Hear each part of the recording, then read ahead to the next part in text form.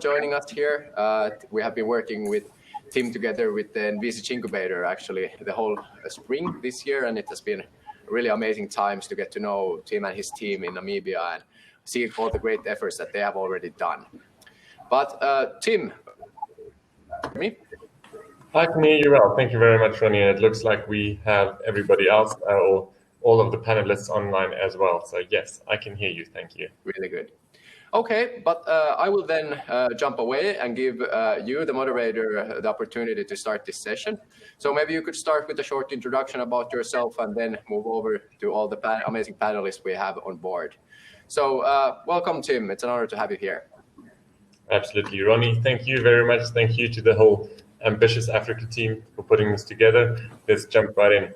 So next up, we have a panel discussion. I'm really excited to be able to have this discussion and ask some tough questions here together with Mark Mushiva today, Kennedy Liswani, Nina Savela, and Tersia Gowases, who has just joined us. I'd love each of you to do an introduction and just give us a bit of your backgrounds just now. But I'll start off. And so my name is Tim Vucker. I'm from Namibia. I'm from a technical background in biomedical and mechatronic engineering, but over the years, my passion and interest has brought me to entrepreneurship and entrepreneurship ecosystem development in Namibia. So of course, this is a really exciting opportunity to be able to participate in this discussion. Over the last 2 years, we've gained some insights and experience also working with some Nordic companies, specifically Finland, with some really great experiences and positive sort of impacts that we could create together. We've learned as Dololo, as a team, we have learned a lot from our Nordic counterparts. And together we've also experienced some of the really tough challenges. So, and on a more local level, at Dololo, we run a co-working space in Windhoek, where we work with entrepreneurs on a daily basis and also have an early stage business incubator. So today's topic is all about how we can enable long-term growth of Namibian businesses. And I would love to ask this panel today some really tough, honest questions about entrepreneurship and early stage business development, and how this initiative of Ambitious Africa could perhaps provide a new angle to being able to address some of the challenges. With that said, let's jump right in, and I'd love to invite you, Nina, to give us a quick introduction of yourself and just a little bit of your background, your experience, and your relation to the topic here today. Hello. Yes. Hello, everybody, and greetings from Finland, from my kitchen.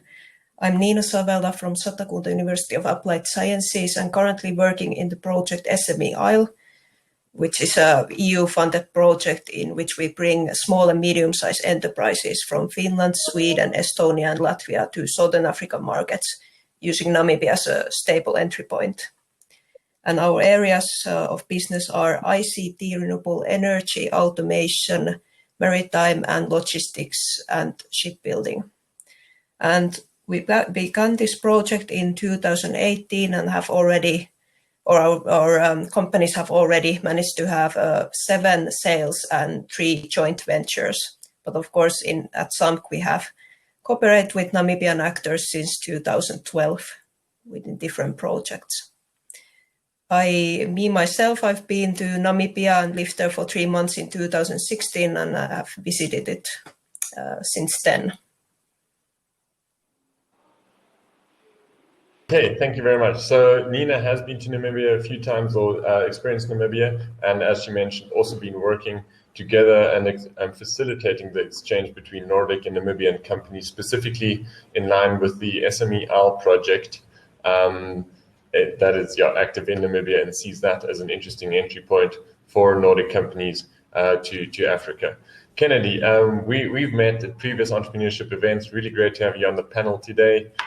Tell us where you're at, what's been happening, and for everybody that doesn't know you already, maybe a quick background of yourself. All right. Well, thank you again for inviting me. It's truly an honor to be part of this ambitious African program. And I think, I'm here to learn in as much as I'm here to share the little bit that I know. I'm a Namibian-based entrepreneur based in Windhoek. As you can see, I'm in the office, and all my calls are currently on hold because of this auspicious occasion. So my journey in entrepreneurship started quite a while ago. I've been an entrepreneur in as far as I can remember, from the age of 6. And the journey basically took me to a point where I had a bit of marketing background. I have a bit of tech background. I have a bit of I'm sort of the all-round entrepreneur who has tried everything.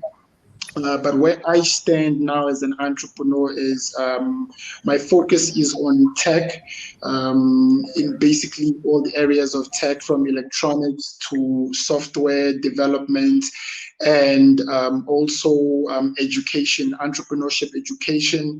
I have written 2 books on entrepreneurship, which are currently, or where one is currently being used at 2 of our universities, which is NAST, and the other one, Lingo College, and hopefully, that will spill over to other tertiary institutions as well.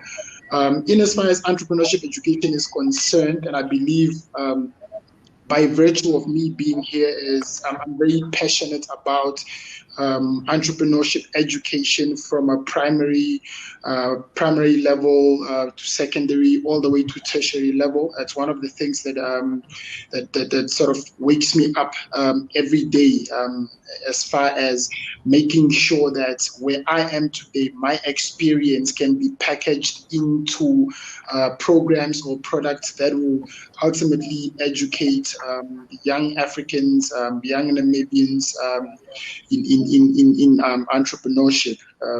Yeah, that's basically who I am, and hopefully we get to learn as we go ahead. Excellent. Kennedy, thank you very much for the intro there. Next up, let's do Tersia.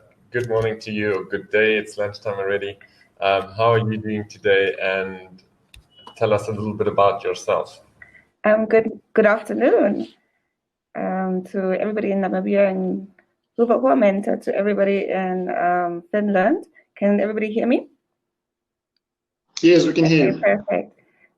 Thank you for inviting me to this auspicious event. I'd like to thank Ambitious Africa as well as Think Africa. It's such a pity that we didn't get a chance to hear from Miriam, because I think also the Think Africa initiative is very important in organizing this Ambitious Africa event. As Tim has already said, my name is Tersia Gowases. I'm a software developer and a UI and UX designer by training. I currently work as the executive of IT and data processing at the Statistics Office, but in my heart of hearts, I'm an entrepreneur. I've been involved in startups for many years. I actually studied and lived in Finland for about 11 years, where I also had a startup. We were part of several different training initiatives, and this is, I think, why Miriam insisted I actually take part in this. I've been to accelerator programs, incubator programs. We've received TechUs funding for. TechUs is the Finnish funding agency for innovation and technology, and we actually managed to successfully create a startup and actually attract venture capital and even sell it. So I've been through all the process of startups in Finland and as well as here. Here I've been involved in startup evaluation, mentorship, coaching of entrepreneurs, development of applications here, and I have actually a very big passion for software development and innovation, and I'm happy to be here. So I'm actually looking forward to our discussion today. Thank you. Thank you, Tersia, and great to hear the closeness to the tech space already here, and I think some question I'm looking forward to asking a little later on. Mark Mushiva, also over to you. Please give us a quick intro of yourself and a little about your background. Great to have you on today. Hi, Tim. Can you hear me? Fine. We can hear you well. Me? Okay, great.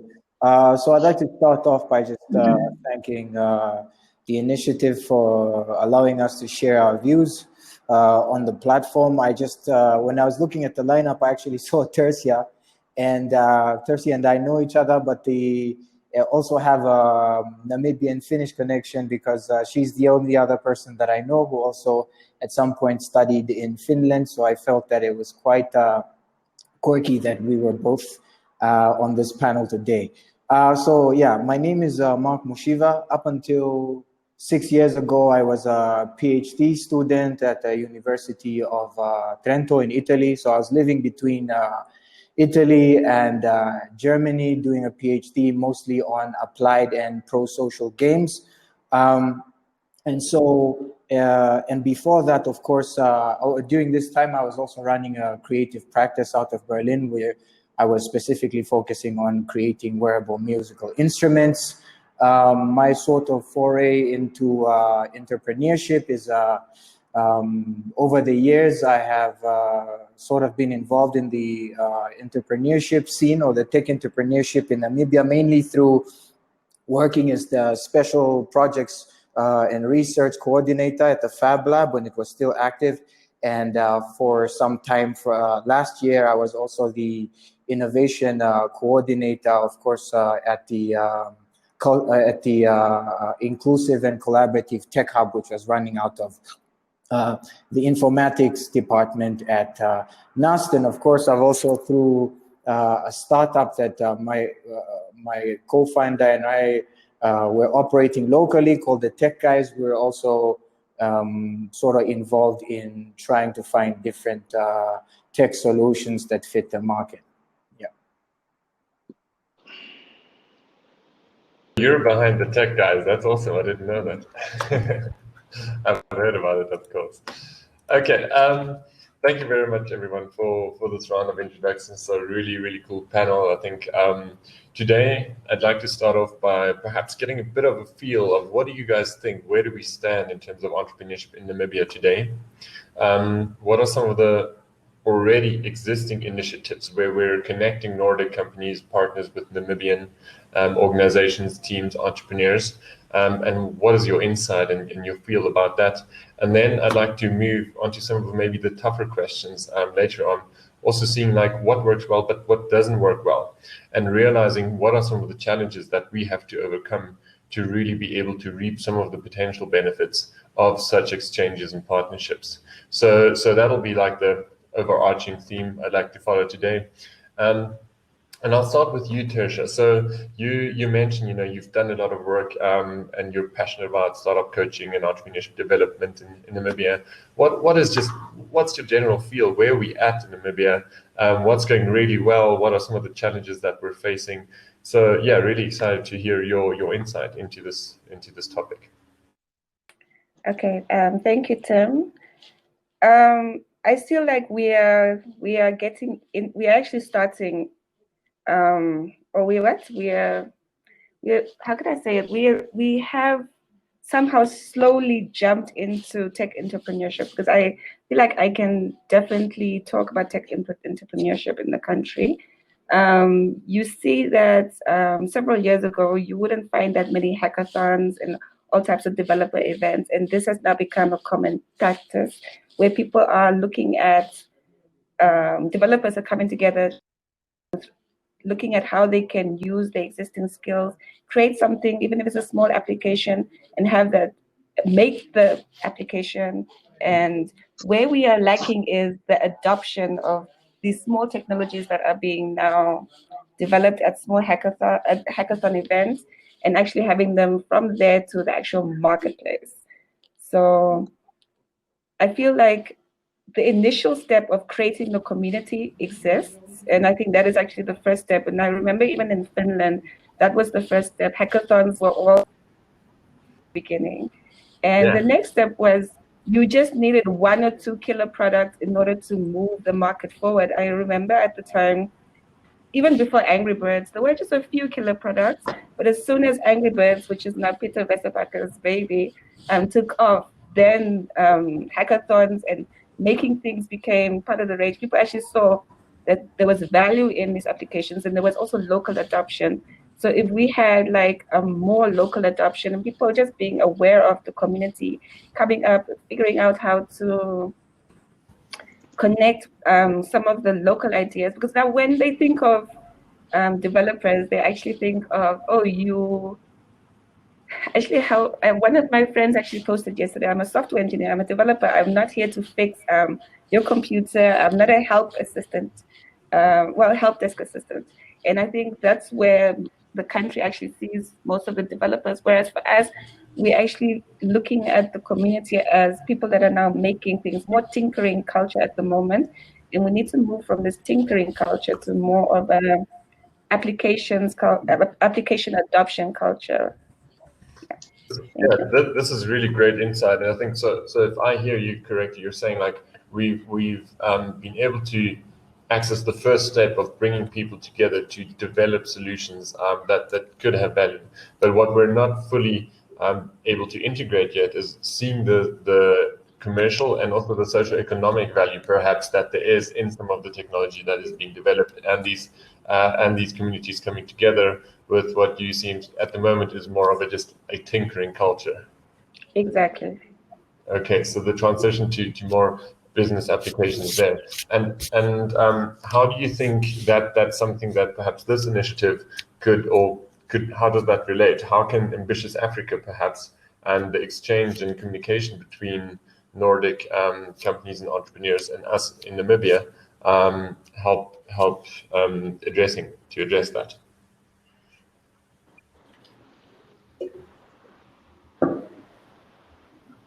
It's what happens when you talk when your mic is muted. I was actually hoping that this platform discussions with Ambitious Africa would be one of the key areas that we could actually look at how to bridge this gap. Because, like, for example, I mentioned in Finland, they had Nokia, but Nokia was more for mobile phones. But when the app market exploded and people were able to now have applications and also the payment platforms and ways in which just the ordinary citizens would be able to purchase technology. Once that platform was established, it was easier. At the moment, we're not really there. I've seen discussions on our developer groups of what payment platforms people use, which means that even within the developer community, some of the most standard or some of the most foundational technologies like payment platforms don't exist yet, and maybe the Ambitious Africa initiative is where could come in such an instance to aid Namibia in this particular case, because unlike Kenya, which has what is this called? What is the electronic payment platform called? Pay Today, perhaps the one we no, the one for Kenya. The one for Kenya is DPO is one that we're using regularly. Duma Pay. Anyway, so some solutions there. Yeah. Okay. Really it's great. at the tip of my tongue, but there the adoption is so wild. M-Pesa, like M-Pesa in Kenya, Tanzania, is so widely used that developers there never think about, okay, what platform are we going to use to pay our applications. People are the adoption is so extensive that application developers in those countries don't have this additional additional gap to bridge in terms of how do we get paid for our applications. And I think this is where Namibia needs additional support, and this is perhaps where the Ambitious Africa support could come in my opinion.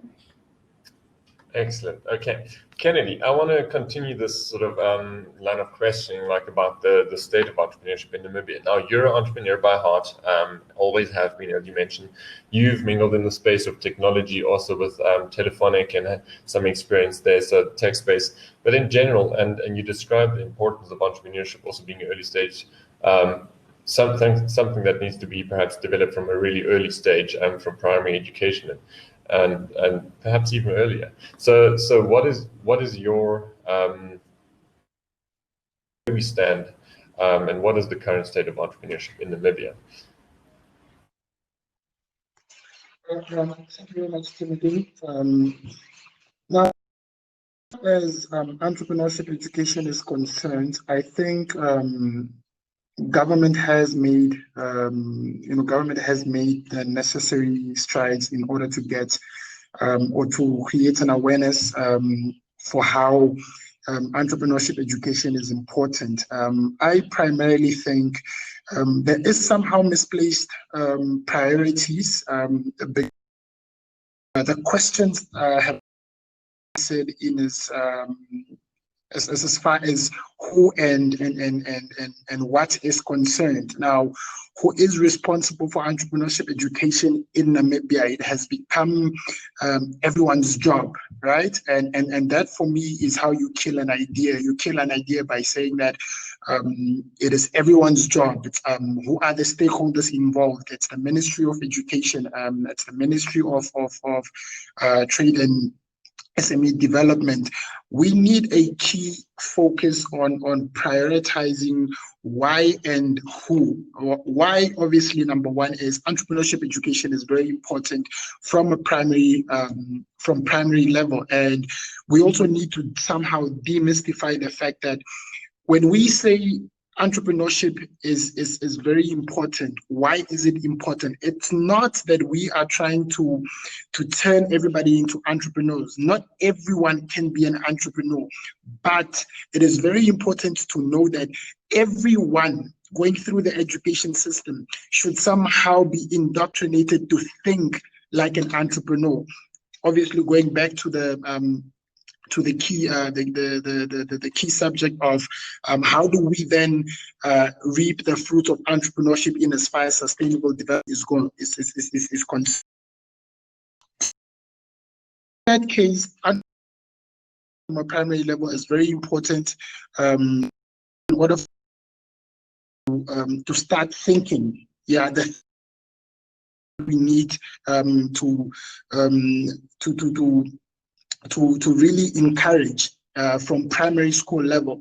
And how do we do this? We need to create content. We need for our entrepreneurship is concerned from a primary level. How do we our children to this concept of entrepreneurship? And from to mention some of the efforts, the game that I recently developed, it's the board game, right? With children at that level, it's difficult to teach them with literature. Now, and I think on that, kids learn better through playing. Either it's online games, but then again, coming back to our market and our circumstances, we need to understand that not everyone has access to online platforms, not access to Namibia. So perhaps we should look at the methods of deploying this material in order for children to learn about. Tim, you're aware of the game, the African Millionaire? Are you aware of it?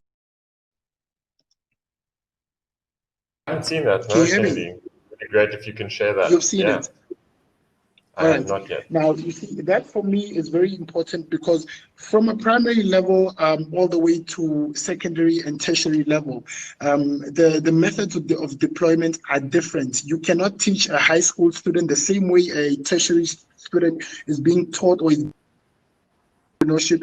I think we need to have a look at that. And again, this is where the stakeholders need to come in and other stakeholders involved in the deployment or in the implementation of entrepreneurship education.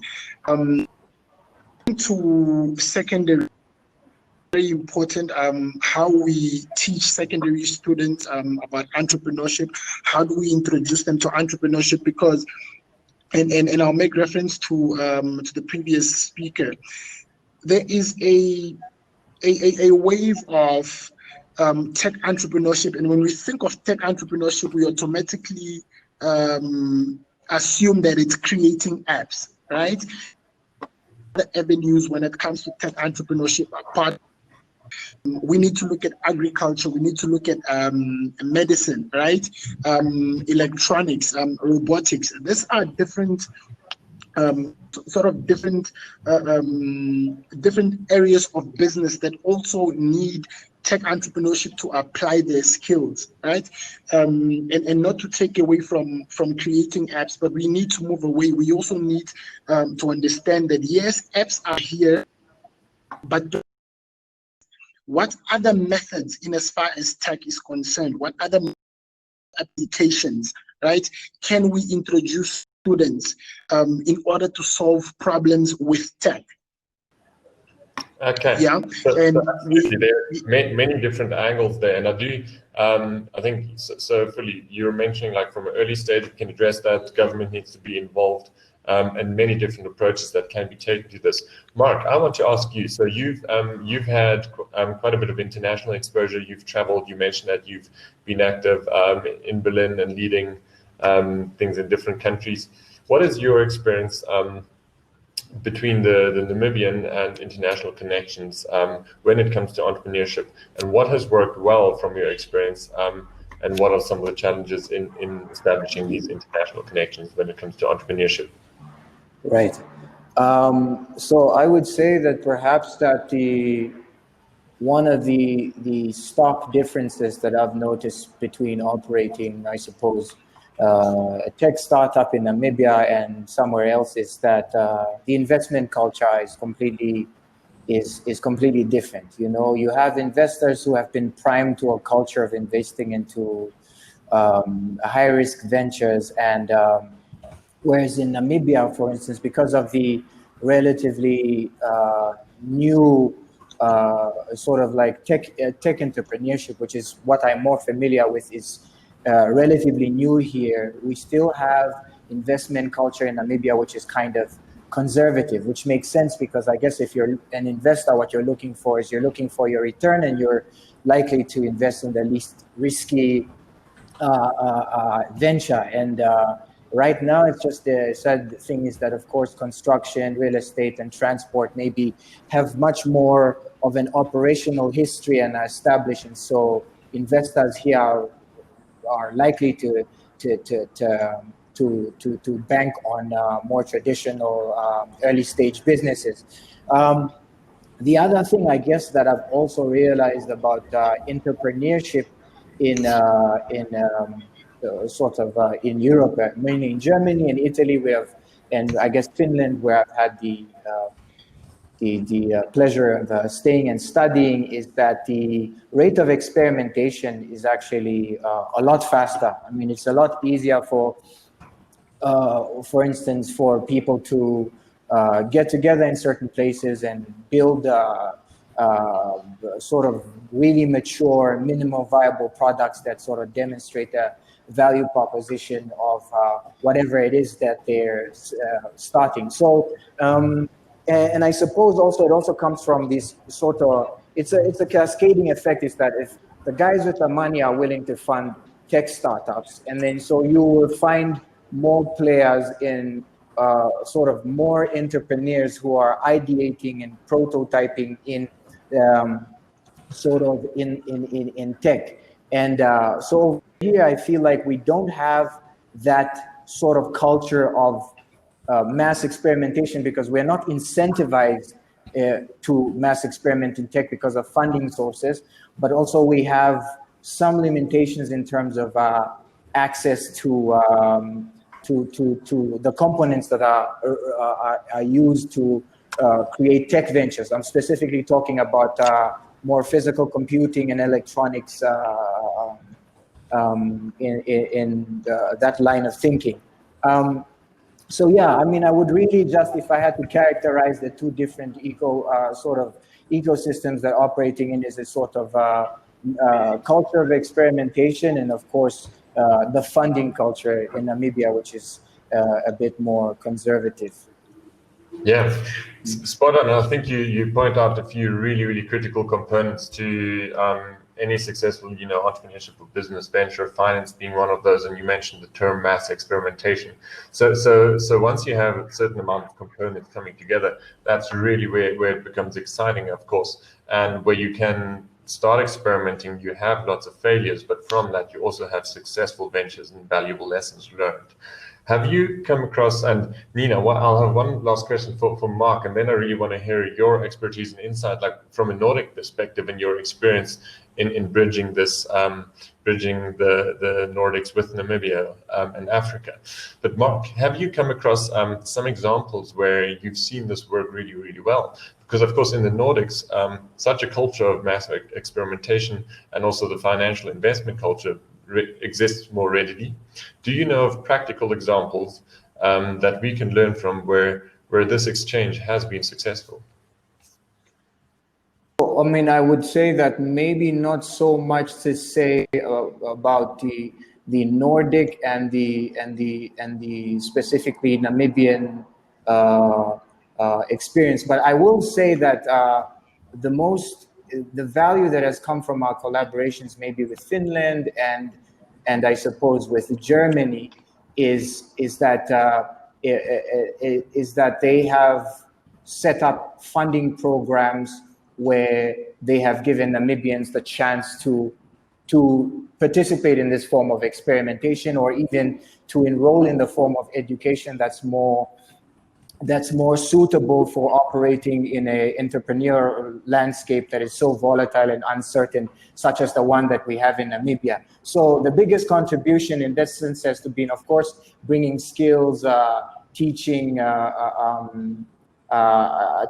Namibian entrepreneurs, connecting them with Nordic and German skilled people to talk about how, for instance, entrepreneurship in tech works, which is, I suppose, works a bit slightly different because it is a low entry barrier compared to other situations. So I would say it's really been successful locally. I mean, I don't think it's no wonder that I think that when you're looking at Namibian tech startups, that their biggest funding sources have been NGOs, and mainly from NGO initiatives, because these are, of course, the funding sources who are more primed to a culture of tech entrepreneurship. The other thing that has also been really instrumental, or that has been like a really good practice that I've seen, is that, of course, that I think maybe I could just prefix that with saying that maybe there's also a realization that's coming about that you don't necessarily have to be a technology person or a techie to be a tech entrepreneur. That just means that you use technology as a delivery medium for your service. So one good thing that we've seen here is that these local initiatives with NGOs have been able to pair people in the communities who have real problems and have a passion to solve problems with tech talent. They've been running boot camps, I know, through the Guta, where people are learning about augmented reality and how that fuses with tourism and all of these initiatives. And so you have situations where there's a knowledge exchange, where Nordic students or German students have come here in these summer camps, and they've been able to prototype ideas that are born from the needs and the passions of young people who are also in the community. So I guess this link between like high-tech skills and real user needs and challenges has also given birth to what I think are some really valuable solutions. And of course, we've also seen similar instances of this sort of symbiotic relationship happening in places like Kenya, or where you have iHub, and where you have German and mostly German tech people who've gone down there, and of course have used their skills to capacitate communities. Things like Ushahidi, things like BRIC have been obviously born out of direct collaboration between Westerners with highly technical know-how and communities who are passionate enough to, one, explicate what the problems are, but two, have the passion to persevere to a point where some of these prototypes and these ideas have become actual products.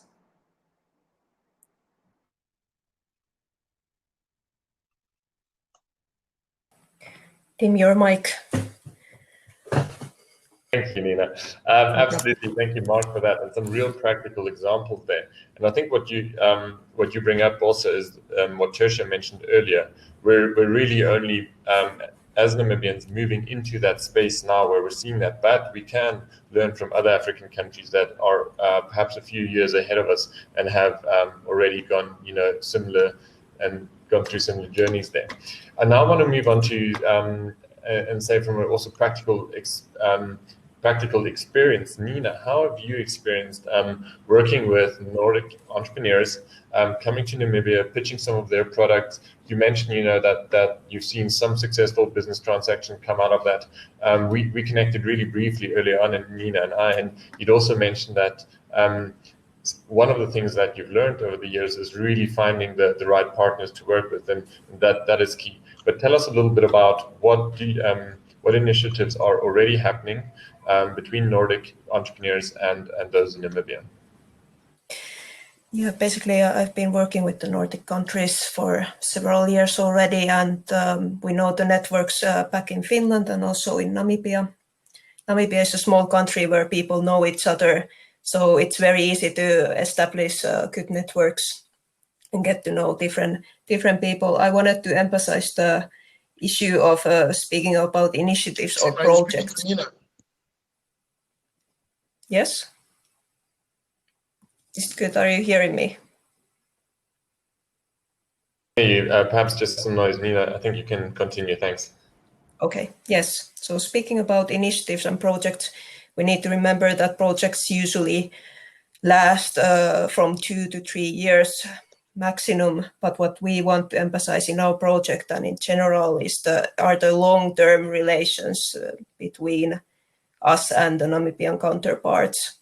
And we also need to remember that Finland and Namibia, we go very long together since, well, at least there has been 150 years of cooperation since the first missionaries came to Namibia. So yes, having the long-lasting relations, building on those relations and projects, it's a key. And when Nordic companies come to Namibia, they see a small market, of course, but they also see the potential of going to other countries through Namibia. You have a very good position in terms of sea roads and also land roads. Of course, the infrastructure is very good. When I first visited Namibia in 2016, I was amazed how good the infrastructure was. And the amount of sunlight, that's very, very good when it comes to renewable energy technologies and solutions. And ICT networks have been established and are, of course, being improved all the time. But yeah, one very important example of an issue of entrepreneurship in Namibia and the Nordic countries. So we travel Namibia twice a year, and we usually have matchmaking events, usually in Windhoek, where we bring all the actors to discuss with each other, and we usually get young entrepreneurs there who register, but they maybe haven't done the research. They don't have established, for example, websites or Facebook websites or anything like that, or they don't have business cards, and also they don't know how to pitch their idea in a very short time. And that's maybe something that needs to be considered because, of course, the distance between Finland and Namibia is long, and Nordic companies, they want to do their research also and see if this company has established a web page, and this also creates credibility between the counterparts. Yeah, absolutely. I think one really important aspect that I pick up there is that you describe, that coming to Namibia, you experience a sort of the opportunity and possibility to connect with credible partners, to meet people and infrastructure that is suitable for you as a good entry point and a way of testing business in Africa. And Namibia really does lend itself to such a platform. as Namibians, we need to make sure that we're able to match that, and that we are really on top of our game when it comes to these sort of potential business relationships, and that we can be credible partners to together build these sort of real exchanges and business solutions.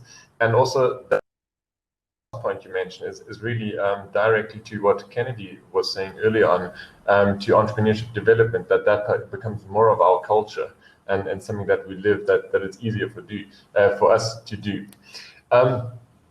I want to ask Kennedy. So, and I have so many questions. This is, of course, a huge, big topic. So in 2 minutes, what do you think?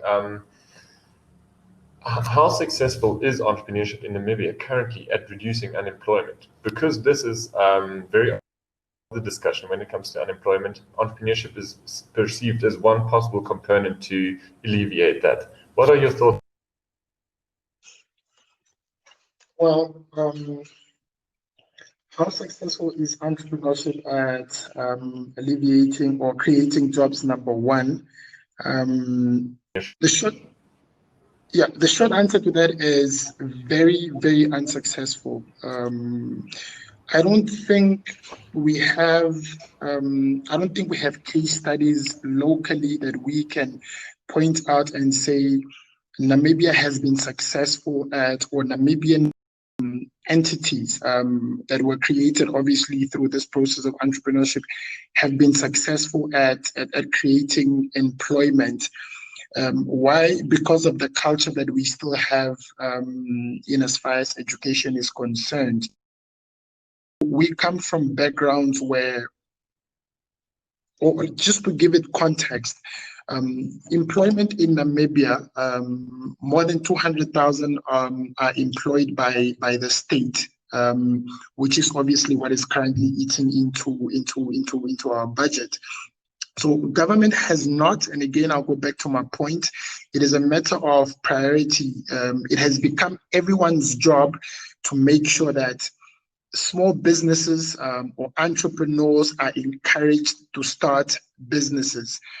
If you take an example where you have a vocational student, more than 80% of vocational students have no basic entrepreneurship education, right? And I think that is where the failure is, where we teach people how to become technicians, artisans, bricklayers, but there is no focus on how do you then convert that education, how do you convert those skills into your basic into a basic business. So we need to relook at the education again and say those who graduate from the training centers, those who graduate from universities, we should perhaps have initiatives where they go through a 1-year entrepreneurship bridging course, basic online marketing, your basic accounting, basic business management, because we somehow under the impression that the few people that are out there that are so-called having businesses are selling, and we need to know that selling is not running a business. It's a different component of entrepreneurship, right? So there's graduates and there's people coming out of school, in order for them to create jobs, and we're not saying everyone should create 10, 20, 30 jobs, right? How do we then empower these people? What initiatives are there in order for these people to employ themselves? So our government has tried, yes, but I think there is sort of a disconnect within the ecosystem as well. The key players or the role players that are supposed to sort of have this cog well oiled and moving forward. There's a disconnect in as far as the key players in making this dream of creating jobs through entrepreneurship. So we have failed, or we are failing in as far as we're making the necessary, or we're trying, but we're not quite getting the role of entrepreneurship in creating employment in Namibia. You're saying we have a long way to go until we get to the point where entrepreneurship can realistically create these sort of employment opportunities. Tersia, do you agree with that? And what is your experience? I agree fully with what Kennedy is saying. We expect people to become entrepreneurs out of the gate just using their skills, but there is no structure, especially as he's given an example of vocational. I mean, the same for students that come from from software development, IT, actually any field that you could imagine. In the educational is currently more to give people skills, but not for them to actually become entrepreneurs with those skills. The assumption is that we educate, push you out, and then I'll go do something with the skills. So once this person is now out there in the market, people are actually trained to look for jobs rather than how do I employ myself and one or two other people. So I agree fully with Kennedy, and this is maybe one of the areas in which education for entrepreneurship should change. Yeah. And I think so. So what's so important as part of this discussion is, of course, that as we're engaging in programs such as the Ambitious Africa initiative, that those counterparts are aware of where do we stand, what is needed, and that I want to from moving from sort of the entrepreneurship discussion, move to the business discussion. And Nina, we touched on this previously, but and you mentioned in your comments just now that you basically have twice a year, you have these travel to Namibia, lots of Namibians traveling to Finland when we don't have COVID times, that is, of course, but lots of exchanges, lots of investment going towards establishing and nurturing these partnerships. However, I will make the point that just from observations that very, very often it seems that there is a lot of excitement, a lot of potential. There is the willingness from both Namibian as well as Nordic counterparts to say like, hey, let's do this. We could do all of these things together, but making it work from a business and a commercial standpoint, or from achieving the viability to make things real, is not always achieved. Nina, what do you think are some of the things that can be done differently in the Ambitious Africa program, and how can we use perhaps a leaner approach with a higher return on investment in achieving a real commercial sort of mutually beneficial partnerships? Thank you for this question, and it's not an easy question. I made sure I left the easiest question for you for last. Yeah. Yes. So there's not an easy solution, but in our project, the most successful cases have been the ones where the connections have been made by, for example, our expert, and then he or she has known somebody who knows somebody, and that's a great match. Of course, there's always luck involved as well, but it really goes like that you know somebody who knows somebody, and that's a match. That has happened at least in our case. And the other thing for a successful business case is that when a product enters the country, that's not it. That's not the end of it. You need to install the product, whether it's related to ICT or for example, a solar panel or anything. It needs to be installed, and the person needs to know how to use it, of course, and do the maintenance. And scaling the product, of course, to the environment is important from the Nordic company perspective. And so providing, of course, that education if needed, and supporting in taking starting to use the product is very important. Because as I already mentioned, and which is the most important point of my presentation, is that the long-term relationships matter.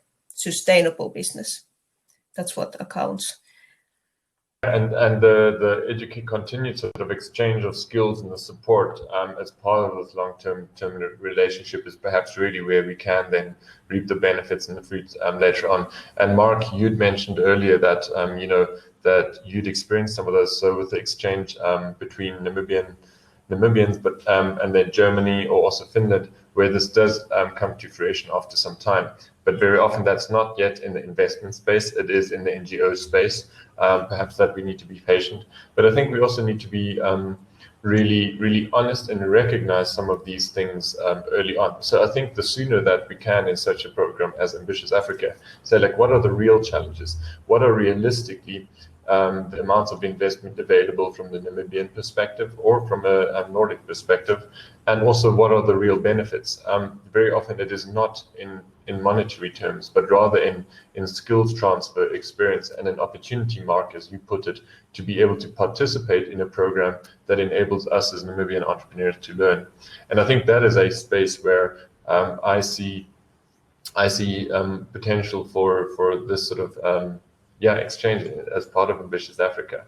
And Tersia, with your passion for entrepreneurship in Namibia and as part of this discussion, what do you think are some of the real practical examples that you would be excited to see come to life in this program, in this project going forward?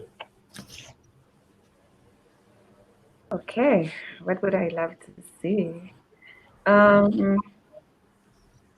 I've been reading the comments as we've been going through this, and one of them by I think is it Auri actually does stand out, where they're saying that we actually really need to get minimum viable product testing and piloting of software, this experimentation culture that Mark has also pointed out, this tinkering culture is one of the things that I would really love to import. Because when you do have that, and you do have investors and a community that understands this, it actually becomes easier. For example, here, in order to get any type of funding, you would have to go and write a 5, 10, 20-page business plan, versus if you were in a tinkering experimentation environment, you would have to create a business model canvas to kind of flesh out your idea, sit down with the investor. This person understands and looks at the potential of the idea and not the numbers per se, because at that point in time, those numbers literally are imaginary. But as Ari has pointed out, and I'm going to read this verbatim, learning skills, and because I'm not sure if everybody has seen it, but I do believe that this is an important point. But Ari, learning skills in developing minimum viable products, testing, piloting software together with users is important because it doesn't require significant funds, grants, and stipends, and it can easily be wasted if the idea is not really, if it's not a marketable idea. And I think this comment actually just, it actually just, it encompasses what I would like to see going forward. Thank you. Yes, absolutely. And Auri, thank you for your contribution. Of course, Auri has experience also between this Nordic-Namibian relationship and has spent 2 years in Namibia. So I think, yeah, really important. So I would say, like, we're coming close to time now. We have just like 1 minute up, so we'll be closing the conversation. And I think let's do that in this ambitious Africa project. Let's be ambitious. Let's pursue a culture of experimentation. Let's do the tinkering, and let's make sure that we get our products or services in front of users as soon as possible. I also really look forward to seeing some of the potential partnerships that will come out of this program, using a very lean approach built on the kind of trusting relationships and long-term engagements that Nina mentioned and has already experienced, as well as ourselves. So I think with that, I want to thank each and every one of you for your contributions. This is such a big and important topic. We'd continue for days if we could, but let's do that on and offline. I think Deal Rooms does give the opportunity to continue this exchange, connect with other people that you've already met on the call, or just browse the space to connect with others. Mark, thank you very much. Tersia, Kennedy, great to have you online again. Nina, also thank you very much for your insights and your experience. And with that, I'd like to,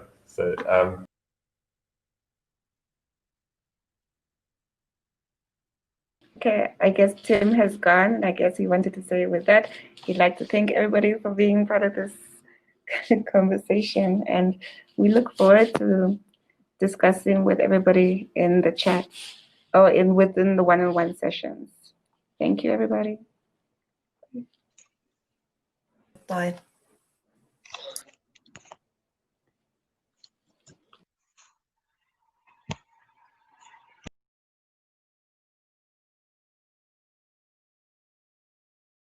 Ambitious Africa Namibia Launch. A big thanks to Tim for moderating this session, and a big thanks to all the panelists who took the time to actually join us today. So it has been an honor to have you here using your own free time to actually join this contribution to Ambitious Africa. And now it's actually time to say goodbye for today. So Namibia is now launched, which is awesome in many ways, but the day is not over. So after this, we will move to the one-on-one meeting platform, and we will start meeting each other to actually create those bridges between these two continents. So I urge you all to now go and book meetings with relevant people. Namibian people try to meet with Nordic people and vice versa. So we actually get to know each other and can start, as Tim was already talking about. Next week, we will continue on Tuesday with Nigeria. And then there is coming a lot of new events also. For example, the 1st of July, we will have this one-on-one funding event. So bringing, for example, the Finnish Business Angel Association, a couple venture capital firms here from Finland and from Africa to actually help all our members to understand what is required in, for example, the due diligence process when getting investments. And further on, what's actually required to get that first angel investment or pre-seed investment to make your startup scale. So this is an ambitious effort to actually create a deal flow between these two continents and to make people in the Nordics more comfortable to invest in different African countries and startups. But today has been an amazing day, amazing speakers, new way of actually showcasing things. So a big thanks to this 5G mökki or cabin. Mökki is a Finnish word for cabin. So for allowing us to be here in the studio, this is something that we will now replicate to many of the countries, but also start hosting most of the Ambitious Africa events from this kind of setting. So looking forward toward that. But now I want to thank you all. I wish you all a really good midsummer. So here in Finland, we have Juhannus tomorrow. It will be a great day of festivities, both here in the Helsinki region, but most of the people go out to their mökkis. Unfortunately, they don't have the 5G there yet, but probably one day. But now, I want to thank you all and say a goodbye. So have a great weekend and see you all next Tuesday. Thank you and welcome to Ambitious Africa.